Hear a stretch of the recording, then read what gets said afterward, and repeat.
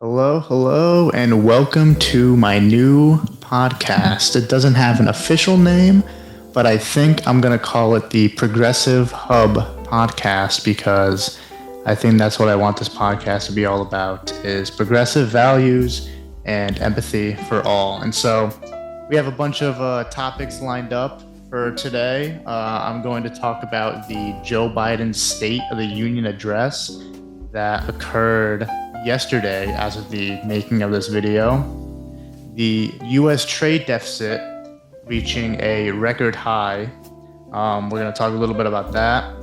I read an article about Guantanamo Bay and the fact that they're starting to allow prisoner art to be released publicly. It was previously considered to be the property of the U.S. government, and the Pentagon has recently removed that. And we're also going to talk about Ron DeSantis and his ongoing culture war in Florida. That's going to be an interesting topic. So I want to start with the State of the Union address. I listened to it last night, and I thought that the speech was pretty good.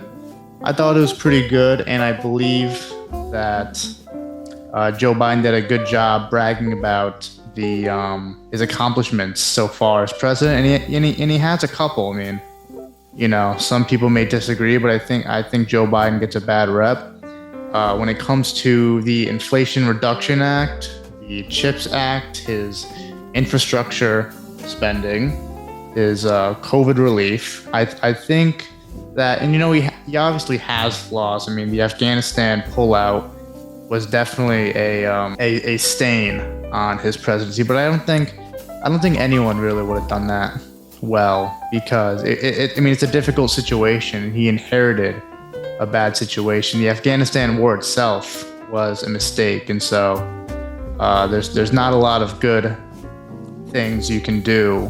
There's not a lot of good ways to get out of a war that was started off of a false premise. You know, I mean, we've been there for 20 years. We've been there for 20 years, and I mean, when was the correct time to pull out? I don't think it would have made a difference if it was tomorrow or next year or like spending another 20 years there. So I think that Joe Biden, you know, did the best he could have done to get out of Afghanistan. But anyway, yeah, Joe Biden did a good job of bragging about his accomplishments, the jobs that he's brought back from the previous administration and from the pandemic. The CHIPS Act, which is going to bring back semiconductor chip manufacturing in the U.S., which is a huge win. And it's going to tie into the U.S. trade deficit, which I'm going to talk about later. The fact that the U.S. went from exporting or making around 60% of the world's semiconductor chips and going all the way down to 10% is a tragedy. And we rely on semiconductor chips. I mean, it's the backbone of a lot of the technology that we use in our day-to-day lives. And so the fact that Joe Biden is now allowing us to manufacture such an essential product within our own borders and then exporting it to other countries just so that we're not relying on China for such an essential good is really important. And I'm really glad that the CHIPS Act was passed bipartisanly too. And some of the other things Biden has done, the Inflation Reduction Act, you know, allowing Medicare to negotiate some drug prices. It's not perfect, but it's a win. It's you know, it's better than nothing. And the fact that he got insulin being able to be negotiated is a huge win too. To produce insulin is maybe $10-13 a vial in total, and Big Pharma charges hundreds of dollars for it. And that is preying on the most vulnerable people in our society, literally people with diabetes. And, you know, that's just one of the most inhumane and disgusting things that our country tolerates. And it just goes to show, I mean, not everything can be privatized. Not everything can be at the behest of the market, because we see with big pharma, we see with utilities, we see with college, it doesn't work.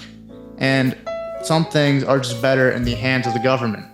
We are the only country, we're the only developed nation in the world that does not have a universal healthcare system. We have people who get bankrupt because of medical debt. That is not a thing. That doesn't happen in other countries. And we allow people to die because they could not afford the treatment that they needed, which is insane. And all to get, what is it, a couple thousand more dollars to these big CEOs and big pharma out of the billions of dollars that they make per year. That's the trade-off we're gonna make, like people dying and going bankrupt so that one, corporation can make tons and tons of money. And I think that's disgusting. And it's not even big pharma, it's college. We need to have tuition-free public college so that people can make the choice, make a true choice, if they want to go to college or not. Because there's a lot of smart people who, are anxious. They don't want to get themselves in a ridiculous amount of student debt. And I mean, I believe that the only factor in whether or not someone goes to college is their academics. And it goes a lot farther too than just the price of college too. We also need to make our public schools more equal. Our public schools right now, there's a lot of places in a lot of poor neighborhoods where our schools are underfunded and people don't have equality of opportunity. That's one of the core tenets of my beliefs is equality of opportunity. Your zip code, okay, should not define you as a person. The rich kid living in Beverly Hills should have just the exact same opportunity as the same kid living in the South Side of Chicago. And that's one of the most important things that a country should have. We don't have that. We have schools paid for by property taxes. If you're wealthier, you're gonna be better off at the start. And I think that's wrong. But going back to Joe Biden in his State of the Union speech, I think he did a good job. And my favorite part about it was when he was talking about Social Security and Medicare being off the books. And he called out Republicans. He said there are Republicans who are proposing that we cut Social Security and Medicaid in order to pay for our debt. And that's austerity. That would be egregious. That would be, millions of seniors not only getting their health care taken away, but their payments that they require for their retirement, So I mean that would upend the lives of so many people. And and Republicans know that. Both Republicans and Democrats know that, because Republicans on the other side threw a fit, heckling Joe Biden during a State of the Union speech, calling him a liar. And I think Joe Biden called them out perfectly and, got a referendum on Social Security and Medicaid being off the table. So I think that was a great job by him. And I think it shows, because if you look at the election betting odds here, Joe Biden has gotten a boost. He's been increasing in the betting odds for the presidency for 2024 against Donald Trump and Ron DeSantis, who I'm going to talk about later. But if I can just pull up the odds for last week, Joe Biden, ever since his speech around February 7th, around 9 p.m., he's been going up. He got a couple point boost against Ron DeSantis, and DeSantis got a bit of a significant drop here. And that's good. That's good. I mean, I don't want Donald Trump and Ron DeSantis having a shot at the presidency. And 'Cause I think they're going to be really bad for the country. And so, yeah, I'm glad that Joe Biden made this speech. And so, moving on, I want to talk about the U.S. trade deficit. So, let's look at here. So, U.S. trade deficit hit record in 2022 to basically almost $1 trillion. I mean, $948.1 billion as the global demand of products starts to weaken. And so, what does this mean for the U.S.? Well, it means that we're essentially buying more than we are selling to other countries on the international market, which, I mean, it's a bad thing. You know, and it impacts our GDP. We want our GDP to be high, and we want our country to be bringing in revenue. We don't want to be buying more than we sell on the market. And so that's the big thing about the CHIPS Act, you know, bringing in industry and being able to get these jobs back into the country within reason, of course. I mean, we don't want a ridiculous amount of industry back to the U.S. because, I mean, outsourcing has its benefits. I mean, we can talk about, for example, a perfect example, iPhones, when Apple opens up factories in China. You know, that's a win-win for both countries because we get better prices. You know, if iPhones were made in the USA, they'd cost $5,000 a phone, and that'd be ridiculous. And it's also a win for China because China gets jobs. You know, I mean, the unfortunate truth about China is despite its relatively high GDP, its GDP per capita is actually pretty low. It's not a very incredibly wealthy country for the individual. And so, you know, a lot of people still work in sweatshops in China for, you know, I don't even know, like $1, $2 a day. And so, I mean, it's really unfortunate, but when U.S. companies go and they export these jobs over to China, I mean, it's actually somewhat of an opportunity for the people there. It's a lesser evil compared to having no job. So it helps both sides, but then you have the flip side of that, which is the U.S. doesn't have jobs such as those, and then we end up in a situation where where we are buying way more than we export, and so that's a bad thing. And so, I mean, let's look at this chart right here: U.S. monthly trade in goods and services. So you see, around the start of the pandemic, everything pretty much collapsed. We see a total drop in imports and exports, but then it starts to pick up. And so we see in the past few months, exports have started to decrease.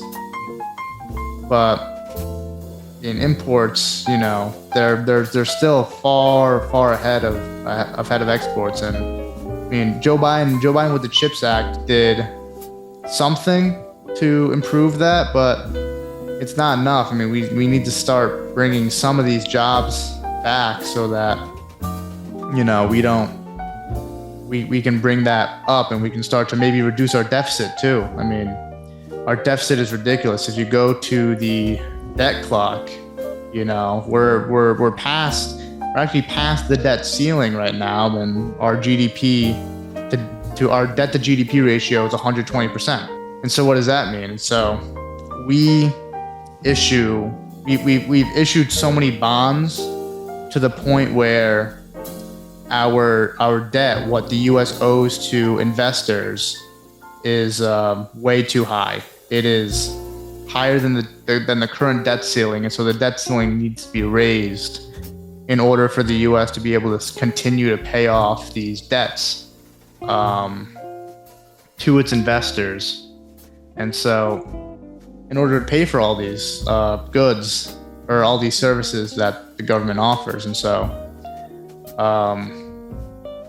yeah, I mean, if this were to happen, the U.S. were to start to not pay its debts, we'd start to see Social Security, Medicare basically default, because Social Security and Medicare hold a lot of these bonds, and so the government uses that to fund Social Security because we don't get enough in federal tax revenue for our budget.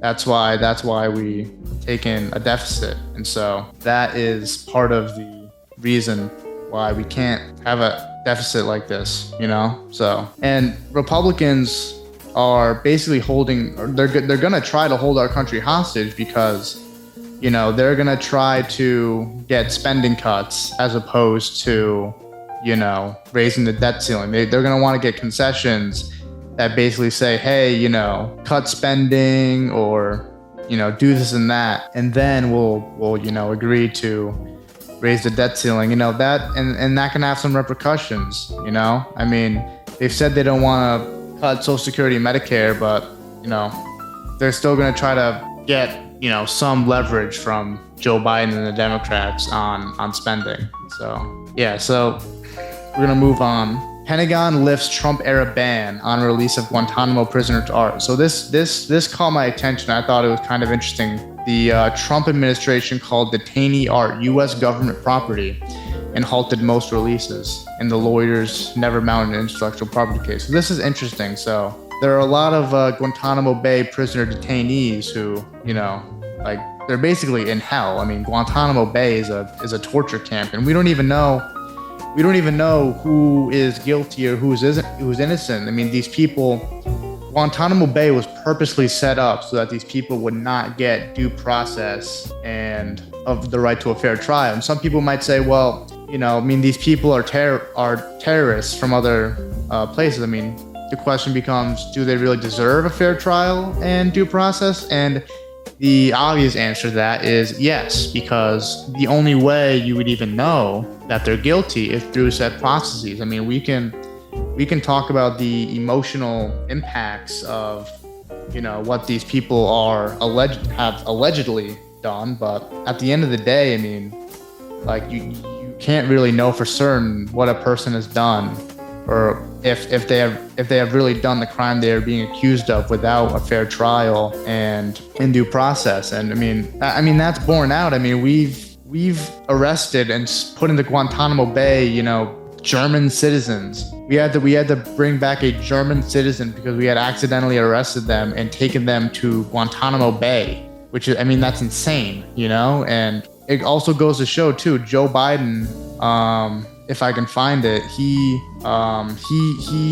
look, Biden administration has been reviving efforts to transfer cleared detainees with security arrangements and has so far repatriated or freed 6 men. And so we have people in here in Guantanamo Bay who are innocent, and they're being sent out. And the Trump administration comparatively only had released 1 man. And so I think we have 2 options. We can either completely shut down Guantanamo Bay and forget about it, stop using it, or we can give all these people a fair trial and due process, and we can see who has committed, you know, acts against the U.S. government and the people of the U.S. and who hasn't. And so, I mean, that's the only way to, you know, really hone in on these issues. All right. So I also want to talk about, this is the stuff that gets on my nerves. So Ron DeSantis and his culture war nonsense, essentially. So the New York Times says education issues vault to top of the GOP's presidential race. So Donald Trump and possible rivals like Governor Ron DeSantis are making appeals to conservative voters on race and gender issues, but such messages had a mixed record in November's midterm election. So essentially, Ron DeSantis is running a culture war, with pretty much, you know, minute, you know, non-issues. You know, I mean, this guy's the king of CRT, and I mean, you know, these public schools are teaching your young children to be woke and gay and stuff, and it's all nonsense. It's all like, you know, made up fear mongering in order to, and for the ultimate goal of, you know, trying to ban gay marriage and, you know, repressing LGBTQ people and transgender people. You know, that's the ultimate goal, is to, you know, rid the U.S. of, you know, these people. And it's sad. It's heartbreaking. And to have a man and a whole political bloc even just full of hate and just no empathy at all for anybody. And it's ridiculous. I mean, this person is a fascist.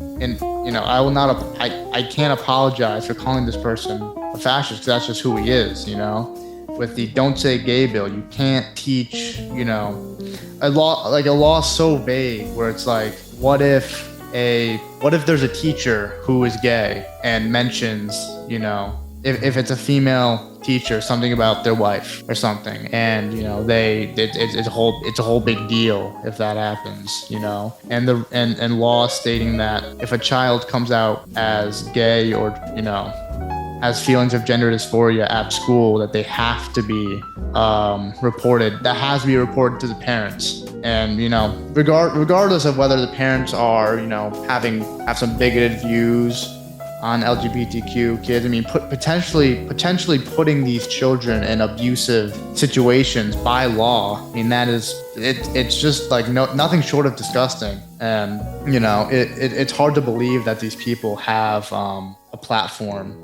to spread such hate, and it's just terrible. And if you go on here, there him and other Republicans are starting to run on the issue of parental rights. The idea that parents should have a say in what their kids are learning. I mean, and that's just made up.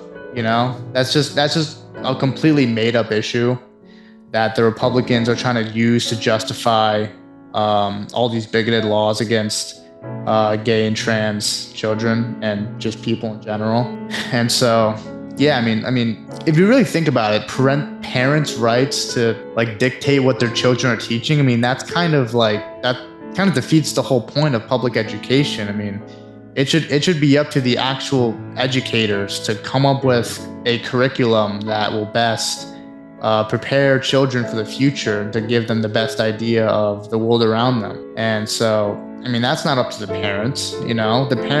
These parents aren't like scholars. They aren't educators. I mean, some of them are obviously, but I don't want Karen who went to a school board meeting to have the power to ban certain history subjects because she says, oh, it's anti-American. Well, some history is anti-American. I mean, there's flaws in the history of every country on earth. That's going to be inherent to any nation state. I mean, you need to talk about those flaws in history and learn from them. That's the whole point of why do these people think we learn history?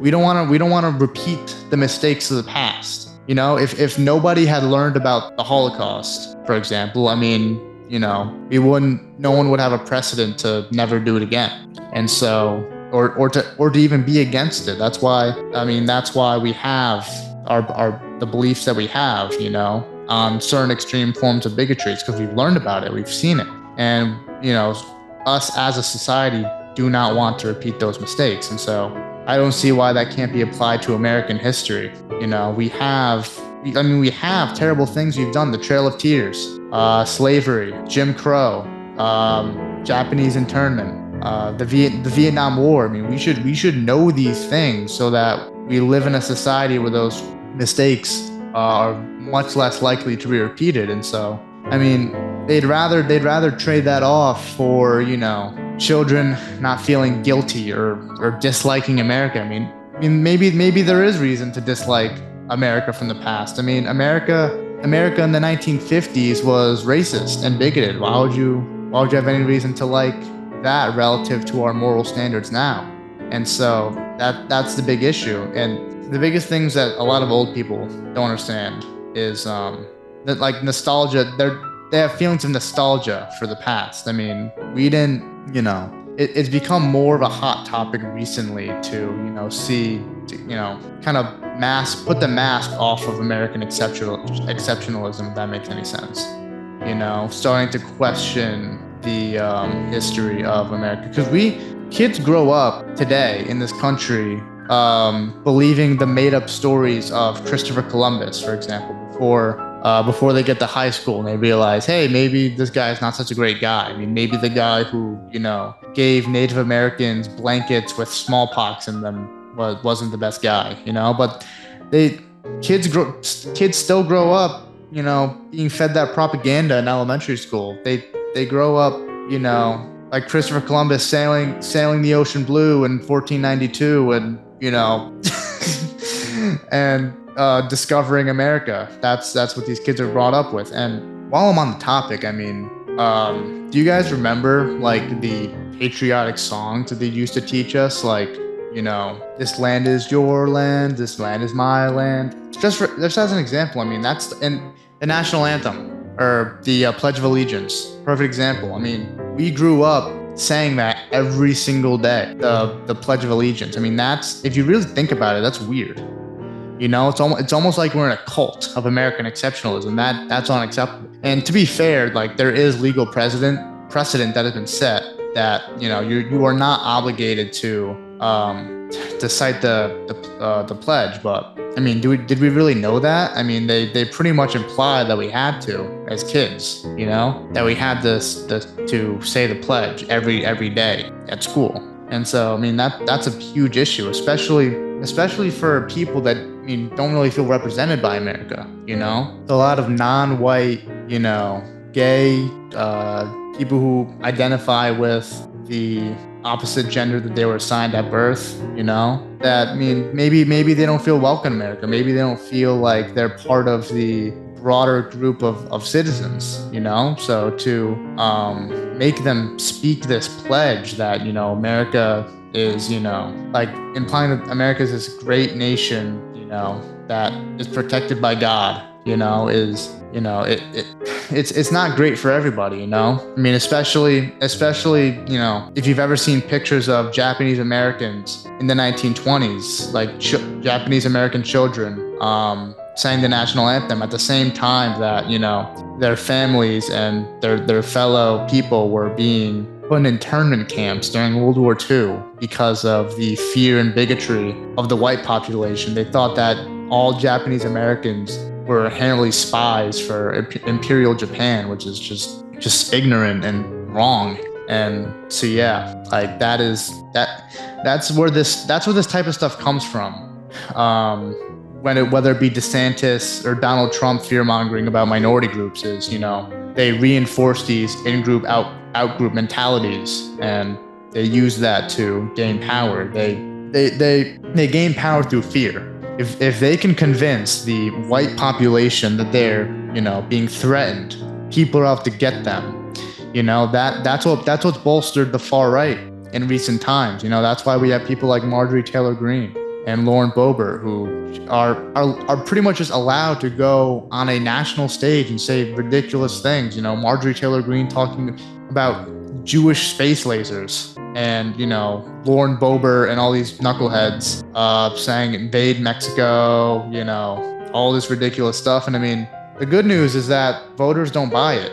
I mean, they have all this rhetoric and stuff that inflames the Republican base and is pushing them farther to the right. But the good news is that it didn't work. It didn't work in 2022. All the Trump-endorsed candidates lost, whether it be Dr. Oz or Herschel Walker or Blake Masters in Arizona, Kerry Lake in Arizona. All these ridiculous people who denied the election in 2020 and just made a mockery of themselves and just put themselves in a whole different reality, whether it be QAnon, QAnon, which was a big part in leading up to the January 6th riot. That if that was any worse, we might have seen politicians like die.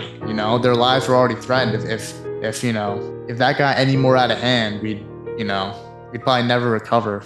Or there's already permanent damage on our republic, but it could have been a lot worse, and it's just terrible. And so hopefully, voters start to really see what Ron DeSantis and Trump's deal is. Hopefully Americans start to see, hey, this guy is like a lunatic. He is his real agenda is the oppression of transgender kids and what's it called? Like transgender kids and gay kids, gay people in general. And so, yeah, I mean, there's also, one of the big rhetoric points that Ron DeSantis uses is grooming. The idea that children are being groomed, into like being gay or transgender, so and so by Democrats or whoever it may be, which is, I mean, it's just ridiculous nonsense. I mean, and it totally ignores the fact that we already live in a heteronormative society, meaning that we already live in a society where, you're assumed to be straight until you state that you aren't. And, that's that affects a lot of people. I mean, it sets up a stigma. It makes it so that if you're gay, people may perceive you as, weird. And that's a horrible thing to believe. And it makes it harder to come out. If you have a parent who isn't accepting, I mean, that's pretty much the nightmare scenario for a lot of people. There are people who have been kicked out of their homes, for being transgender. I could even look it up. But yeah, so around 28% of LGBTQ youth report experiencing homelessness or housing instability at some point in their lives, which, is crazy. I mean, we only have 500,000, 600,000 homeless people in the US. So that would be, maybe half a percentage point of less than half a percentage point of the total population who is really homeless. And now you have, 28% of LGBTQ plus youth reporting experiencing homelessness or housing instability at some point in their lives, and it's exacerbated by the fact that those who did experience homelessness had 2 to 4 times the odds of reporting depression or anxiety or self-harm, considering suicide and attempting suicide compared to those with stable housing. And so this is also a broader issue. Around 40% of transgender individuals commit suicide or attempt suicide. The more correct term is attempt suicide. And so I mean that is the cause of. I mean, research shows that is the cause of bullying and harassment and the feeling of not being accepted. It is not an inherent issue with transgender people. It is people like Ron DeSantis and the Republican Party who cast these people out, call them freaks and, pass laws to oppress them. That's the reason why. Research corroborates that. Research shows that a transgender person who is in a household where their parents accept them are much less likely to attempt suicide. Much less likely. That number goes from 40% to around maybe 4%, which is it's amazing. I mean, it gives me hope that we could eventually, have a better world for all these marginalized people in the U.S. Because despite all the rhetoric by Ron DeSantis and the Republican Party, more people are becoming accepting of transgender people and gay people as a group, which is great. And so hopefully we can move past that and get a better future for the world. And something I actually forgot to mention from the Joe Biden bit, I actually was really, shocked by something Biden said about veterans and a statistic that he cited that it used to be 24 veterans a day that would commit suicide, and the fact that under his administration it had dropped down to 17 veterans a day who had committed suicide, which I thought was just sad. It's just a miserable fact about our country, the idea that if you go throughout your day, whether you're having a good day or a bad day or just an okay day, whatever day you're going through, an average of 17 veterans had killed themselves during your entire day. And that's crazy, not to be depressing, but it's just, we really need to do something about veterans in this country. We treat veterans like second-class citizens in this country, and it's disgusting.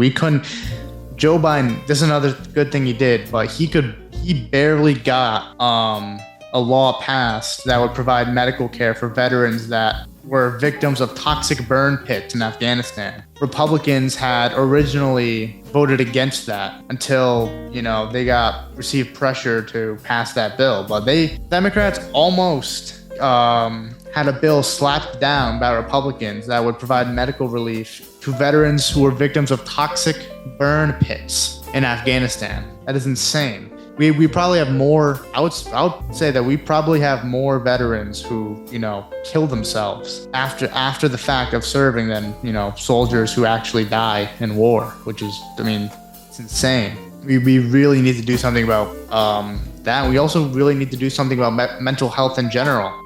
In the U.S., we're experiencing a mental health crisis, especially with the younger folks, my generation, and what's going to be the next generation of people who are a big part of social media.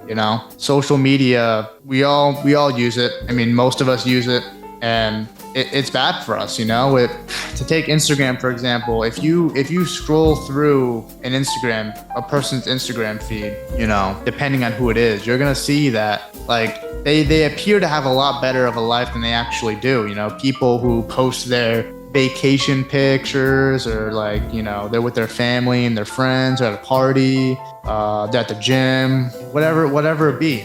People post their good moments on Instagram, obviously, but that leads to a lot of anxiety for a lot of people. They see people's posts on Instagram and they compare it to themselves, and there's a lot of body issues that come too, for men and women. If a girl goes through their Instagram feed and they see a model, they're gonna compare it to themselves, and that's regardless, even if it's a just a natural picture of somebody, or if it's a photoshopped image. Regardless, they're gonna. There's a lot of women right now who, their mental health is not as good as it could be, due to social media apps like Instagram, where it's easy to compare themselves to other women and maybe feel bad about themselves. And the same thing with men. Men suffer the same thing. If they see a ripped guy, they see a gym video of a super ripped guy, or some guy posting a photo of himself, being surrounded by 12 attractive women, they're gonna compare themselves to that man, and they're gonna think, maybe, what if I'm just a failure? What if I'm weak? What if I'm not as good as I can be? That affects a lot of people, and it's it has terrible consequences, because right now we have the rise of people like Andrew Tate and incels, to pertain specifically to men's mental health.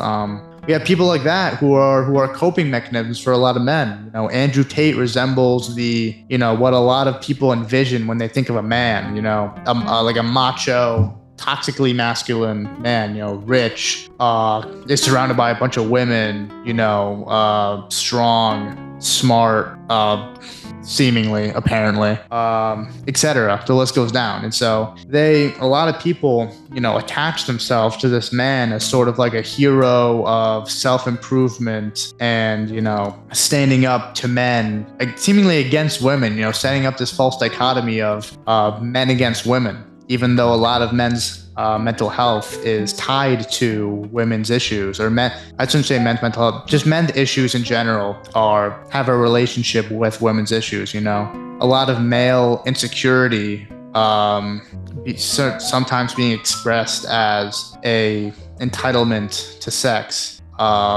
It makes the world more unsafe for women. Men's mental health, or men's issues, have a tendency to make the world more unsafe for women in terms of the threat of violence.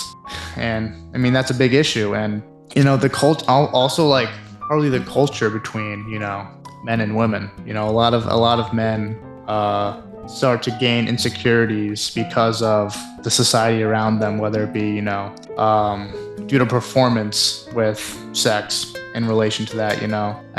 Men get made fun of because of their dick size, an immutable characteristic, and I think that's wrong. It serves no purpose but to bring a person down, and we need less of that in our society. We don't, we shouldn't tolerate such a thing, and it's just sad that, and other things that like people get bullied for in general. You know, we need less negativity and more positivity in the U.S. and abroad. We need a culture where we bring people up instead of, you know, trying to bring them down to you know, try to mend one's insecurities and, you know, what's the word I'm looking for, to, you know, make one feel better about themselves. And so, yeah, what else? And so on the flip side of that, on the flip side of the Andrew Tate types are, you know, incels, you know, people who just generally hate women. They consider themselves involuntary celibates. They're just a bunch of depressed sad sacks who, you know, take their anger out in the world and, you know, what's it called? Relate themselves to the Joker or, you know, Patrick Bateman. Those are like their icons, and so it's just it's a bunch of really weird responses to male insecurity and the a bunch of the issues that society faces in modern times. And I think there needs to be something that needs to be done about it, because, you know, these same people are the people who are shooting up schools and, you know, committing violence generally in the world. And so, I mean, something has to be done. It's unacceptable that we have a society in which these people exist, you know? And so, yeah, let's see. So another thing that Ron DeSantis has done, he attacked the College Board's pilot version of AP African American Studies. And what was apparently the case was the College Board had revised and purged a lot of the curriculum for AP African American Studies due to Ron DeSantis in the state of Florida rejecting the course for its schools. Excuse me. And the College Board denies it. They say that the changes to the course were not about a political pressure, and that it had been decided prior to Ron DeSantis' attacks. And, you know, people can take that how it will, but I mean, I don't think the College Board should have made changes to its course. I mean, Ron DeSantis, what's it called?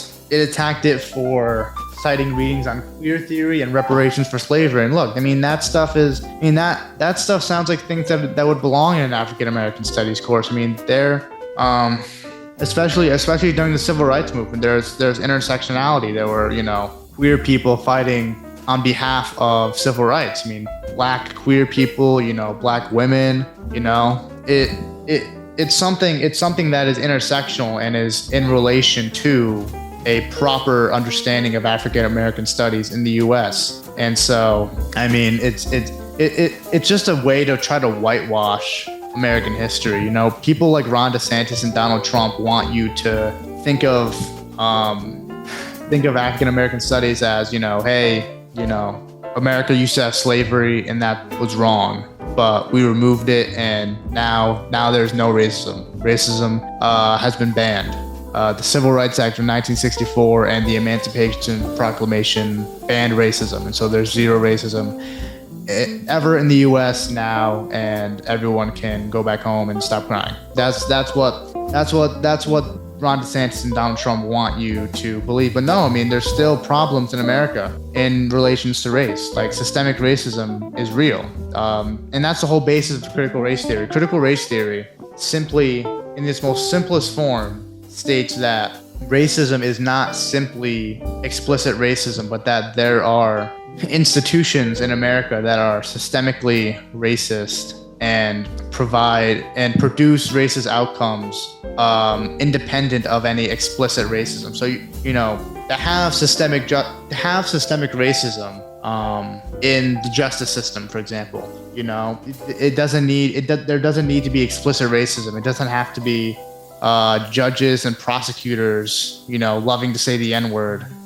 for there to be systemic racism. You know, it produces racist outcomes due to the implicit biases that are associated with certain races. I mean, for example, like, we have certain implicit implicit biases against African Americans, for example. You know, we get fed stereotypes from birth, pretty much, that even if we don't believe, it's still in our brain, and it factors into a lot of people's thought processes and decision making. You know, if you grow up in a society that tells you that Black people are violent, for example, just one stereotype. I mean, you know, even if you don't believe that, even if you believe that that is gross and racist and, you know, should not be tolerated in society, I mean, that stuff is, I mean, you're that's still going to be part of your implicit bias. You know, you still might subconsciously factor that into your decision making, and I mean that's borne out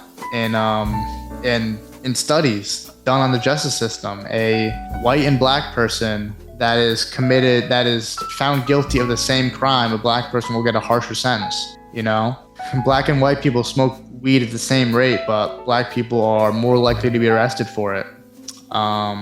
Just examples off the top of my head that show that we live in a society where Black people are given a presumption of guilt and not a presumption of innocence that everybody else enjoys in the U.S. And so that's a big problem, man. I mean, that's a huge issue that needs to be addressed in the U.S. And it's terrible that you know, there are people in the U.S. that will simply just deny all of this. Yeah, they'll think, oh, there's just no systemic racism and stuff. And I mean, it's ridiculous. It's just silly. So yeah, but I mean, I'm reaching the end. I'm starting to reach the end of my time. I hope you guys enjoyed. I mean, part of this was I'm gonna cut this obviously, because there's a lot of awkward pauses and stuff. I seriously need to edit this, but you know, I hope you guys enjoyed the first episode.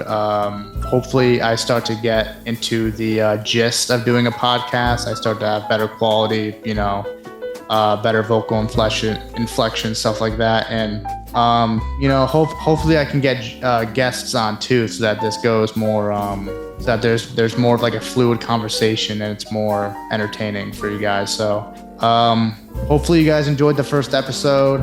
I'm going to try to get a lot more topics in for the next episode, and I hope you guys enjoyed. I will see you guys in the next in the next episode of the Progressive Hub, if that continues to stay as the name of the podcast. So goodbye.